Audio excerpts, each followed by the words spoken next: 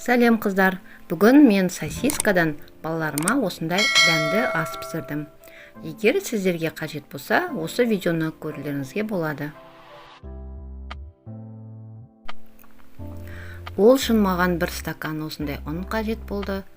Сосиска, 1 стакан сүт, 2 қасық разрыхлитель, 1 жұмыртқа қажет.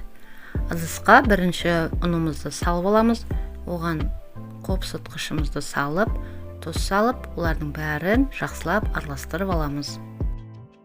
Одан кейін басқа ыдысқа сүтімізді құямыз.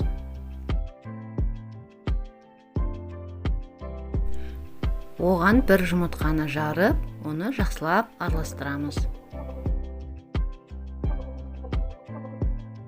Сосын жаңағы дайындаған ұнымызды бір шетінен жайлап салып, оны тағы да жақсылап араластырамыз.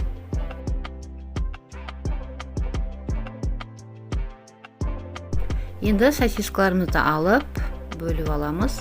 Егер сіздердің сосискаларыңыз ұзын болса, оларды 3 бөлікке бөлсе болады. Сосын біз сосискаларды қуыру үшін осындай таяқшалар қажет. Бірнеше таяқша болса жетеді.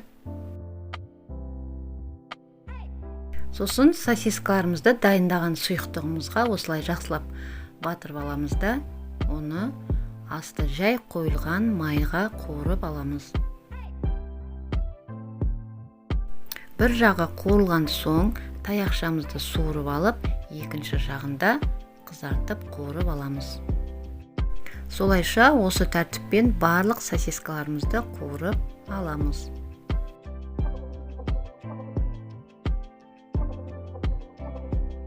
Асымыз дайын болды, бәрі жақсы, әдемі шықты. Енді балаларымның сабақтан келуін күтемін. Барлықтарыңызға ас болсын.